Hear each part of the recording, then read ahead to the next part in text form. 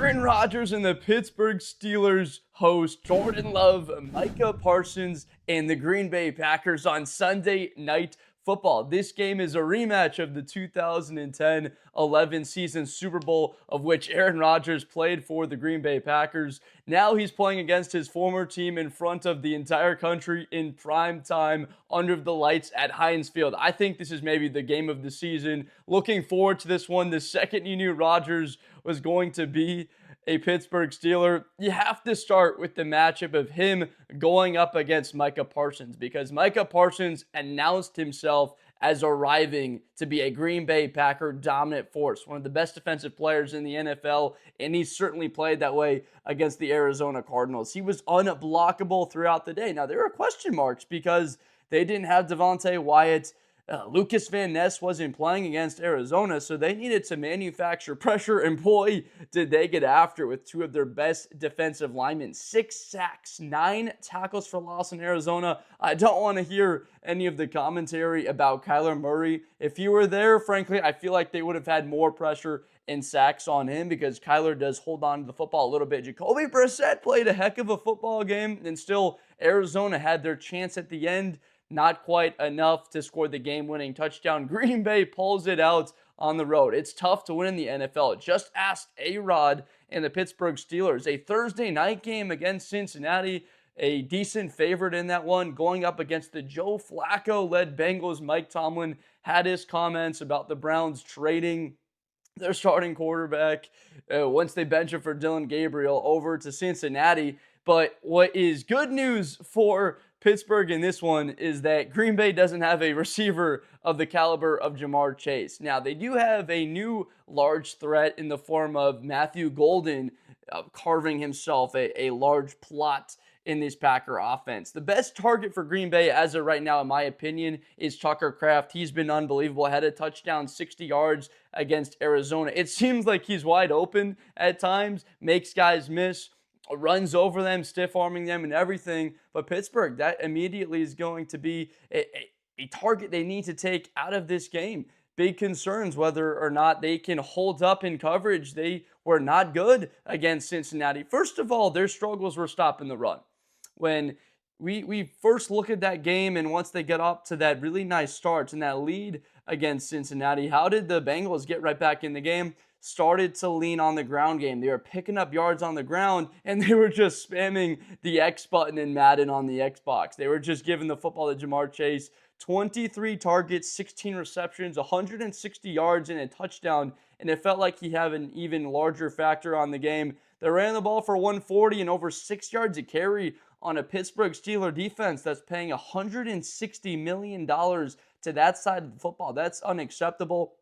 Now, Green Bay, what bodes well for them in this game on the road, they are favored as of right now, the recording of this, by 3.5 points. They're starting to feel a little bit of the ground game come together.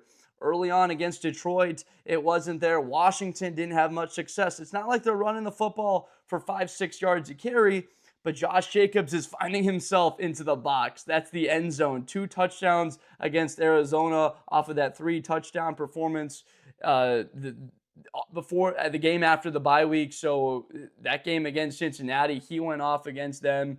This is a team that's starting to feel themselves on the ground. And remember, that is exactly what Matt LaFleur wants to do. I think that Mike Tomlin, Aaron Rodgers are having some conversations about Matt LaFleur, looking at their defense and saying, all right, what on the film kind of stands out? And hey, Aaron, what do you think they will try and attack us with? I think it's Josh Jacobs. He's a true weapon on the road. You want to take the crowd out of it? I talk about it all the time. It's running the ball. Get Josh Jacobs 23, 24 carries, and don't make this about the gunslinging shootout playing into the hands of Aaron Rodgers, because frankly, I don't think that's going to happen. I believe that we're going to see the best version of Aaron Rodgers, getting the ball out on time, using his legs to navigate the pocket. His arm talent is clearly still some of the best in the NFL, the longest recorded pass in about a decade in the NFL with a 70-yard throw on the Hail Mary attempt against Cincinnati at the end of that one, launching it, rolling to his left, kind of shades of the divisional round game against Arizona with Green Bay in 2015, rolling to his left on a 4th and 20 And then I think it was Janis, right, on the Hail Mary to send that one to overtime.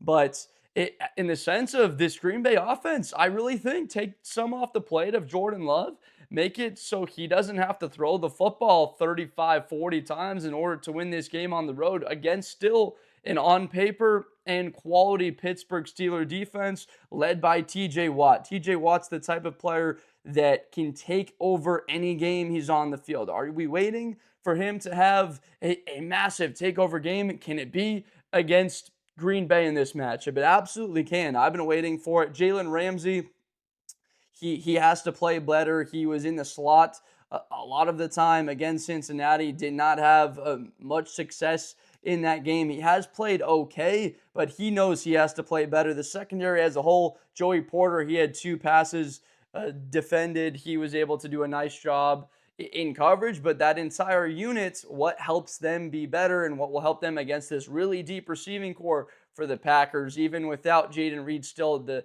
status of Dontavian Wicks, not quite sure if he will be available for them in this game. It's a pass rush.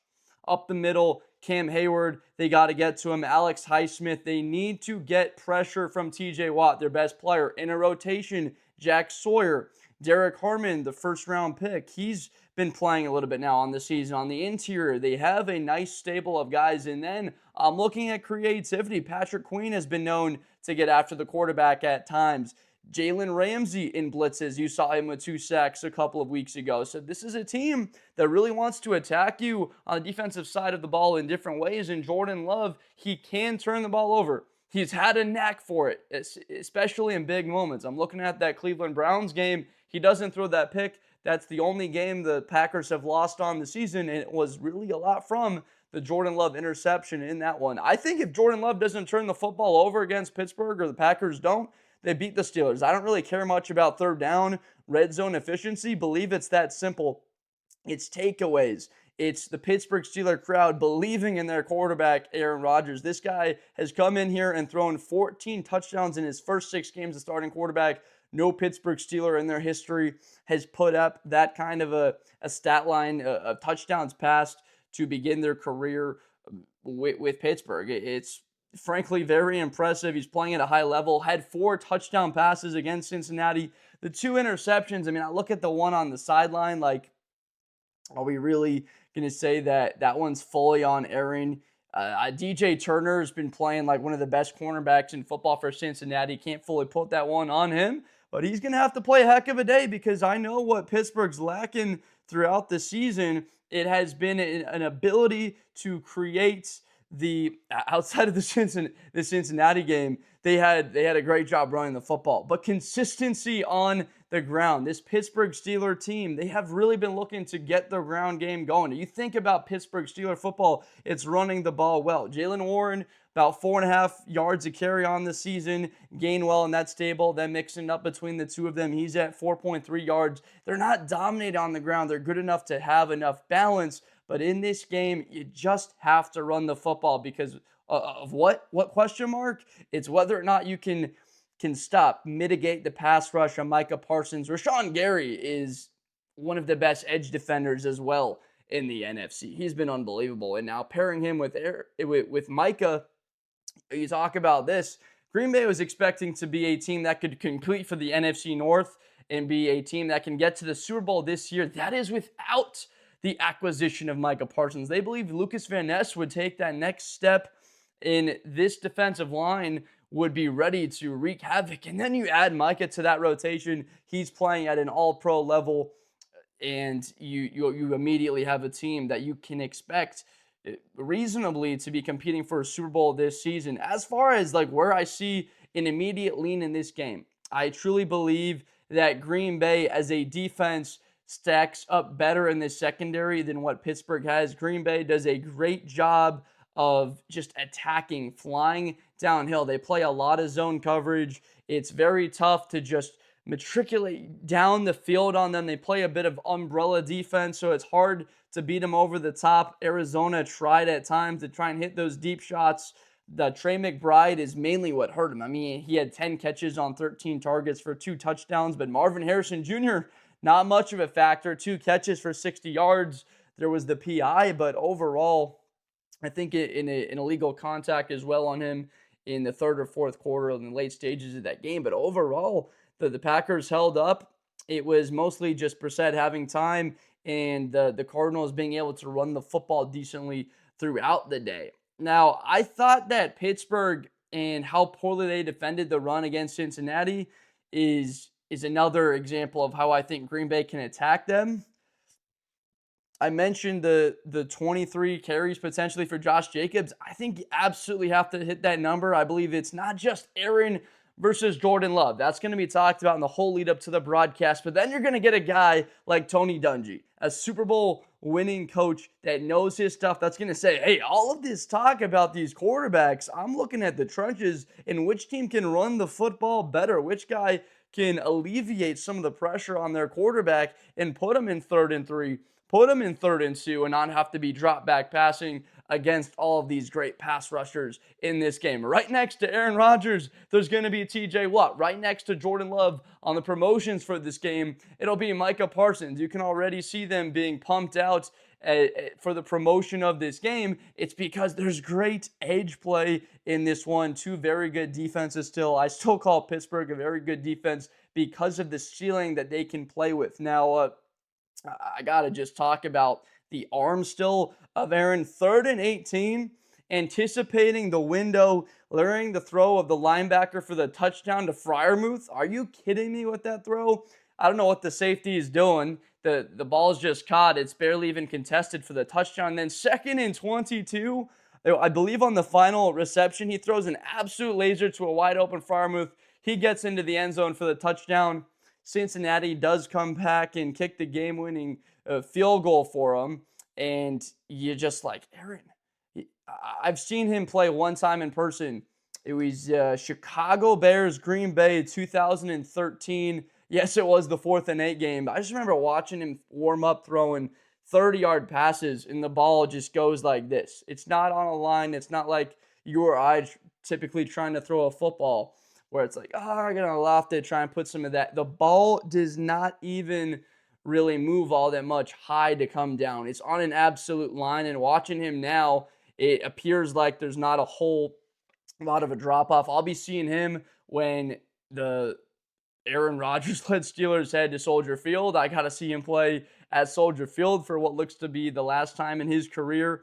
But you just can't help but congratulate a guy on this stage to get a matchup like this. We didn't think we might ever get something like this where he would play against Green Bay on a stage like this, especially for an iconic franchise like the Pittsburgh Steelers. As football fans, these are the matchups that just get you excited.